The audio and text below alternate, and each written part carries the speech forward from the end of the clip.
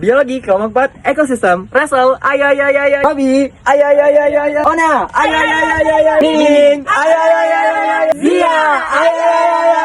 Shiva, ayo ayo ayo ayo. Assalamualaikum warahmatullahi wabarakatuh.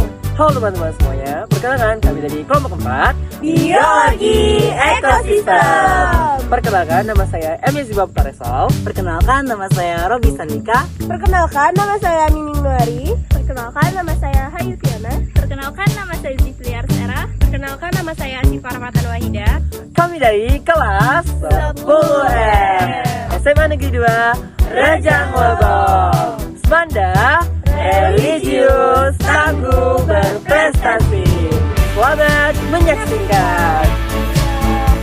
Kami sedang berada di Desa Tasikmalaya, Kecamatan Curug Utara, Kabupaten Rejang Lebong, Provinsi Bengkulu. Dan sekarang kami sedang berada di ekosistem, yaitu sawah. Seperti yang teman-teman bisa lihat.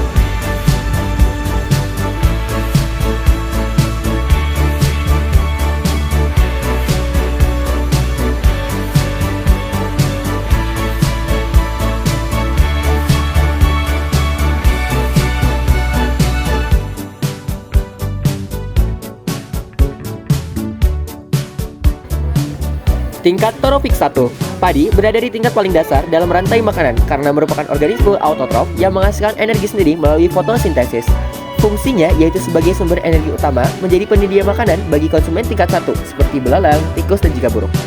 Yang kedua, penjaga keseimbangan ekosistem, menjamin kelangsungan hidup predator seperti ular dan katak melalui penyediaan mangsa di rantai makanan bawah. Sama seperti padi, pohon pisang adalah organisme autotrof yang mengubah energi matahari menjadi energi kimia atau makanan melalui fotosintesis. Fungsi pohon pisang yaitu penjaga kelembapan reservoir air. Batang yang berair membantu menjaga ketersediaan air dan suhu mikro di sekitar sawah agar tidak terlalu kering. Habitat predator alami, menjadi tempat berlindung bagi katak, laba-laba, dan burung-burung yang merupakan pemangsa alami hama padi itu sendiri, seperti wereng dan ulat. Sebagai tumbuhan hijau, pohon kelapa berperan sebagai produsen primer yang mengubah energi matahari menjadi energi kimia melalui fotosintesis. Menjaga kestabilan tanah, sistem perakarannya membantu mencekram tanah di sekitar pematang untuk mencegah erosi atau longsor akibat aliran air irigasi. Penyerapan air berlebih. Pohon kelapa dapat bertindak sebagai penyerapan kadar air yang berlebihan di tanah sekitarnya, sehingga membantu menjaga keberlanjutan lingkungan saat curah hujan tinggi. Rumput bersifat autotrof artinya mampu menghasilkan makanan sendiri melalui fotosintesis dengan bantuan sinar matahari. Sebagai produsen energi atau sumber pakan, rumput menyediakan makanan bagi herbivora seperti belalang, ulat, tikus, dan siput. Mencegah erosi tanah. Akar rumput yang berserat membantu mengikat tanah di pematang sawah, mencegah tanah terbawa oleh aliran air hujan atau pengairan. Memperbaiki struktur dan kesuburan tanah. Rumput liar yang telah mati dan membusuk atau dijadikan kompas dapat menambahkan bahan organik, meningkatkan kesuburan dan memperbaiki struktur tanah agar lebih gembur. Tanah dalam ekosistem sawah adalah komponen abiotik utama yang berfungsi sebagai media tumbuhan akar, penyediaan nutrisi, air, dan habitat mikroorganisme. Fungsi dari tanah adalah media pertumbuhan, penyediaan nutrisi, dan habitat keanekaragaman hayati. Cahaya matahari memegang peranan paling krusial dalam ekosistem sawah. Tidak sebagai sumber energi utama, primer, yang menggerakkan seluruh kehidupan di dalamnya. Fungsi dari cahaya matahari adalah sumber fotosintesis, mengatur pertumbuhan padi, dan meningkatkan hasil panen. Air merupakan komponen biotik utama yang mengelola pertumbuhan padi, kesuburan tanah, dan habitat mikroorganisme.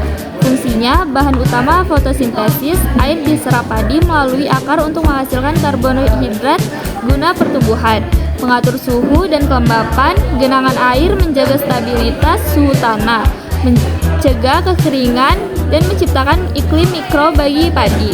Pengangkut nutrisi, air melarutkan unsur hara dalam tanah sehingga mudah diserap oleh akar tanaman. Belalang dalam ekosistem sawah berperan utamanya sebagai konsumen primer tingkat 1, yaitu herbivora yang memakan padi dan rumput. Belalang menapati tingkat trofik kedua. Fungsinya konsumen primer herbivora, belalang memakan dedaunan dan batang padi untuk keberlangsungan hidupnya. Sumber pangan bagi predator, konsumen sekunder atau tersier, belalang menjadi mangsa penting bagi katak, burung, reptil, dan laba-laba. membantu menjaga keberlangsungan hidup hewan-hewan tersebut, mengendalikan tumbuhan liar. Selain padi, belalang juga memakan gulma atau rumput liar di sekitar sawah.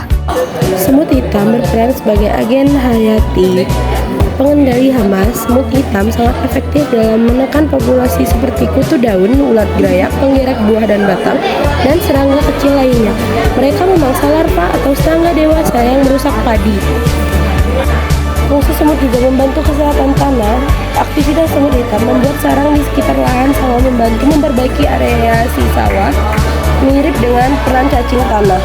Sumpil sering dianggap sebagai salah satu hama yang merusak tanaman padi muda. Penyedia makanan bagi predator, sumpil adalah sumber makanan bagi hewan predator lain di ekosistem sawah seperti bebek, beberapa jenis burung kecil, dan kumbang predator. Dekomposer, sumpil membantu mengurangi bahan organik yang membusuk, mempercepat siklus nutrisi di tanah sawah. Indikator kelembaban, sumpil aktif mencari makanan pada saat lembab, malam hari, atau musim hujan, sehingga kehadirannya menunjukkan tingkat kelembaban tanah. Capung merupakan salah satu serangga predator yang memiliki peran ekologi sangat penting di ekosistem sawah. Mereka dikenal sebagai sahabat petani karena membantu mengendalikan hama tanaman padi secara alami tanpa pestisida kimia. Fungsi capung yaitu pengendali hama alami. Capung, baik bentuk nymphal maupun dewasa, berperan penting mengurangi populasi hama utama padi. Capung juga berfungsi sebagai bioindikator lingkungan bersih.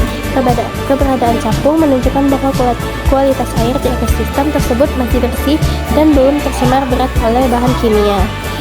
Capung juga berfungsi sebagai menjaga keseimbangan ekosistem. Dengan memakan serangga kecil, capung mencegah ledakan populasi satu jenis hama tertentu sehingga ekosistem sawah tetap stabil.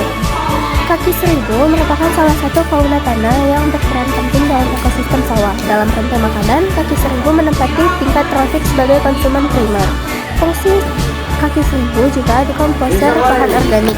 Kaki seribu mengurangi sampah organik menjadi partikel yang lebih kecil. Penyedia nutrisi tanah, sisa pencernaan kaki seribu kaya akan nutrisi yang mempercepat penguraian lanjutan oleh bakteri dan jamur, sehingga tanah menjadi lebih subur. Terima kasih sudah menonton. Dadah.